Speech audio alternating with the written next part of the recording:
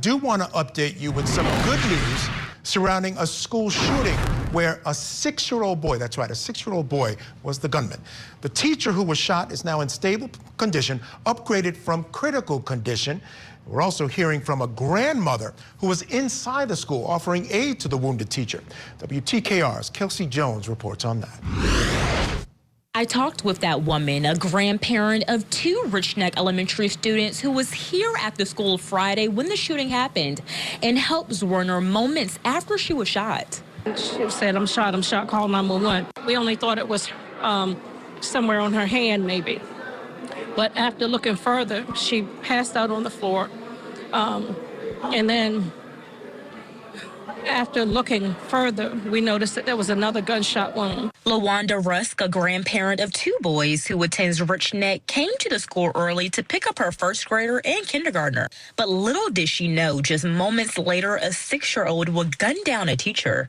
Myself and the receptionist stayed pretty much mostly to her side because we know the administrators had to do what they needed to do to make sure all of the children were safe.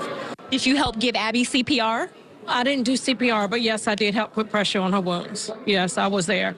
This all happening in the school office before first responders were able to get to Zwerner. I didn't know what to do. I'm not a med. I didn't know what to do, but I just instinct.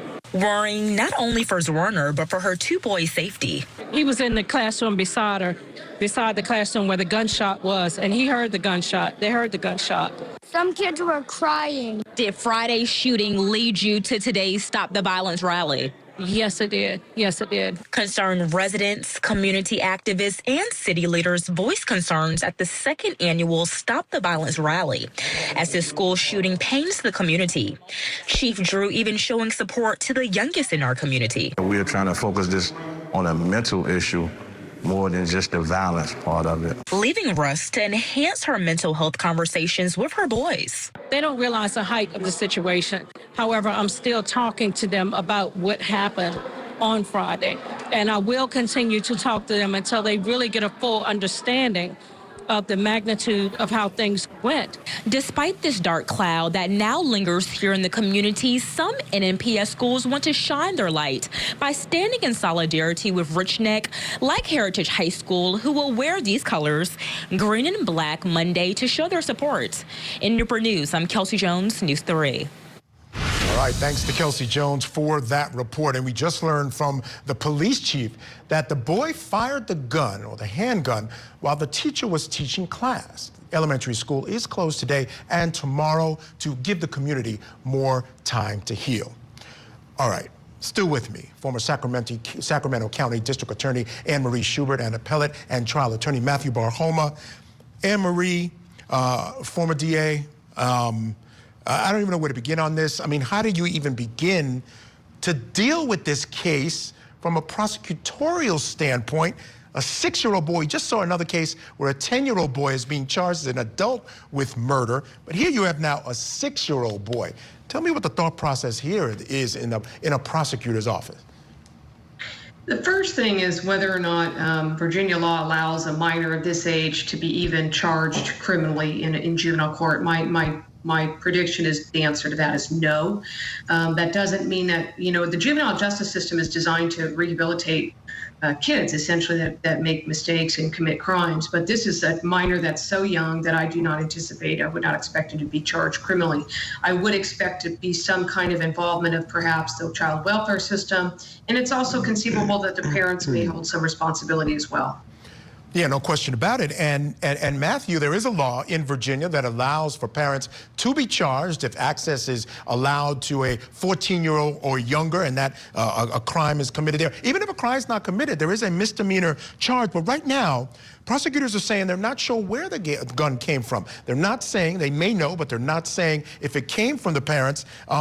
Could that be a possible avenue for prosecutors to deal with this case? Because again, dealing with the 6-year-old, it really goes down to this issue of violence versus mental health. All these issues come up in a case like this. Absolutely, and Michael, that's the first thing that I thought when I saw this case, which is, a 6-year-old doesn't just get access to a gun. Okay, they can't just get a gun. They're very, very minor, right? So there has to be something along the way that makes more sense. And I would totally expect that charges come down, or some kind of penal or quasi-penal items come down on anyone else who's involved. Okay, because a 6-year-old can't just buy a firearm, and so the access point is certainly a point of attribute.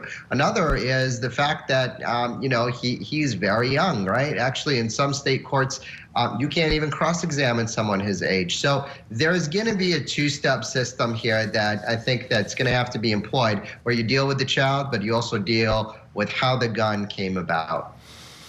Yeah, and I do want to point this out to our viewers. This teacher was ever the hero. I mean, teachers, what do, right? They care about their children.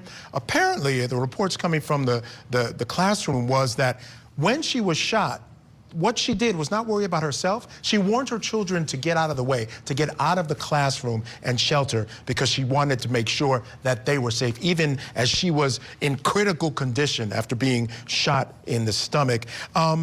Big question, Anne-Marie, is how do we stop this type of thing from happening in the future? Some of the parents are saying they want to install metal detectors, employ more staff, more mental health counselors, stricter visitor policies. Any sense at all of how, because this affects us all of it, anyone who has children, if you don't have children, you're connected to children somehow. What do you think about that? I think there's a lot of conversations. I mean, listen, we can't lock our society down completely. We've got to address things on the preventative side and the mental health side. Why a 6-year-old would want to get a gun from whoever he got it from and take it to school is a very big flag for all of us that we need to be focusing in on. So I do think mental health is a big part of this. Metal detectors, I mean, having a metal detector in elementary school is shocking to us, particularly in our society, that we would get to that point. But to me, it's about consequences for those adults, particularly that use guns, and that we hold people accountable. But it's also the prevention aspect as well. Yeah, and let's hope, people listen to that community member who said, let's focus more on the mental health aspect rather than the violence aspect. That's important. You can't dismiss it. But I think, as you said, the mental health part is really the important part.